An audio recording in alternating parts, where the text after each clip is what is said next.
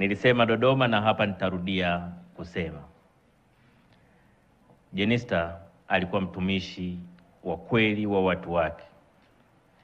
Na sisi siku zote tunaamini kwamba kiongozi, unapowaza tu kwamba nataka kuwa kiongozi, lazima akili yako ikwambie kuwa kiongozi maana yake kuwa mtumishi wa wenzako.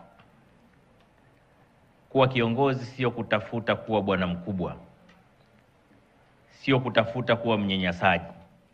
Kiongozi anapaswa kutafuta kuwa mtumishi wa wenzake. Kama huna moyo wa kutumikia wenzako, basi huna wito wa uongozi. Ndio maana tunawasisitiza viongozi wetu, ukishaamua kugombea na kushiriki uongozi, wapende wananchi wako zaidi ya chochote. Kuwa tayari kuwatumikia wakati wote. Daima simamia maendeleo yao na mafanikio yao. Wananchi wako wakuone wewe ndio mtetezi wao wakati wote. Na hivi ndivyo alivyokuwa Jenista Joakim Mhagama.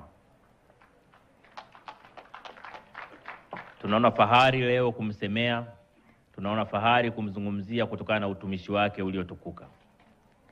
Alikuwa mbunge wa viti maalum kwa miaka 5, akawa mbunge wa jimbo kwa miaka 20. Katika kipindi cha miaka 25 ya ubunge wake, amekuwa waziri kwa miaka 10. Nataka niwaambieni, katika miaka 15 ya ubunge wake ambapo hakuwa waziri, utumishi wake ulikuwa utadhani ni waziri pia. Kwa serikali, wananchi wamepoteza mtu muhimu. Serikali imepoteza mtu muhimu, lakini Chama cha Mapinduzi pia kimepoteza mtu muhimu sana.